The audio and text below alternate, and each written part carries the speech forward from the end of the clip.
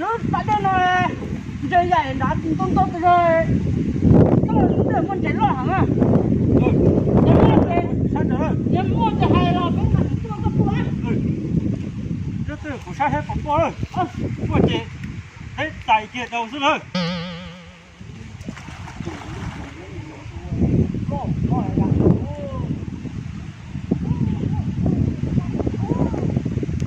rồi cá phiêu đúng không được trong cơ đi được đúng không chỗ lo hơi được sao đi bắt chạy đi không tiền gì mà đó nó bị đấy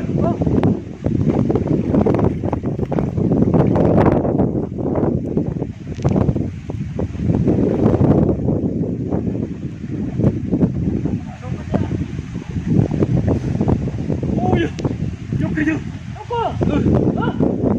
Tua không? Đâu chứ? À? Con đâu chứ? Chạy nữa. Con thằng tua không mà lô. Ô, con chỉ lấy rồi, tôi vô. Chạy được con được đi. Đi, đâu nó xíu. Okay. Con lấy ô. Chạy được con, đi con. Chạy kia được con được tí nữa. Tôi nó lo hả nữa. Còn nữa, họ biết cầu nó. Nó có to, biết được con lấy ô. Ôi ô.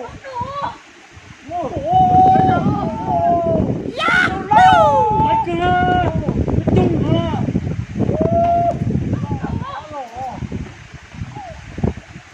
Một đồ lấy ô. Lấy kia. Chụp. Chạy kia một con được tí. Ê em nè. Đừng có thấy một đầu sao vậy lo hả cha.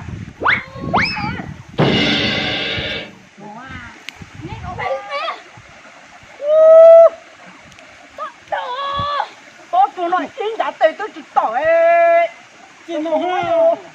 Chị không ha. cái chỗ như phơi giấy mà Chị không nó thích chị. đó nhá Chạy kia nó có tí ha. nó có là thấy một chị Kia thôi nó đã chưa? ê cái mặt mũi ta luôn bỏng lỗ lo tôi không phải Chạy kia nó to hơn nè. có rồi Tôi mua. Một chế tôi trên cái kia ta nó, tại vì tôi thò là tôi đầu ha. cái là chúng tôi thế tôi lúc mà biết một trẻ Một chế à. cái gì lúc tỏi tí thế tôi đâu Chờ ăn chi nữa. kìa Ô, đâu kìa tôi lúc nó chỉ lấy kìa. tôi cái này tôi lấy rồi cả liền có cho nên khinh được cái mảng cá có Chúng nó tầm mắc câu nữa. nó cá Chúng mắc câu ha. Nên là câu hổ.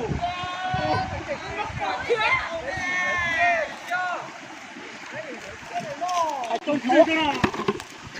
cây của cô Cái tao nó tao chơi. cái tàu lót thế Đây là cái đó. Ủa, cầm.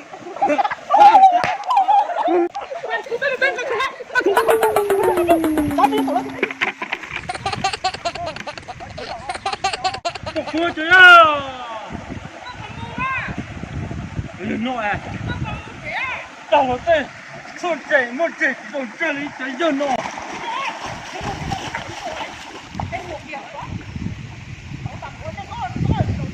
Ô, đừng nói là cái từ dù thế nào đừng nói à. Tổ của một tổ to mà tàu nữa. Tổ nữa.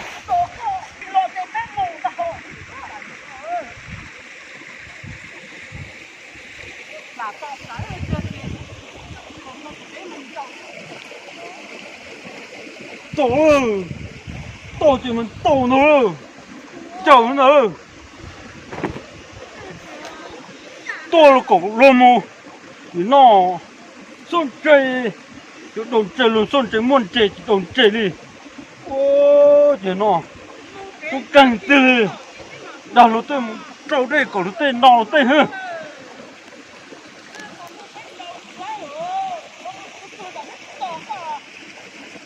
Tổ cú rồi.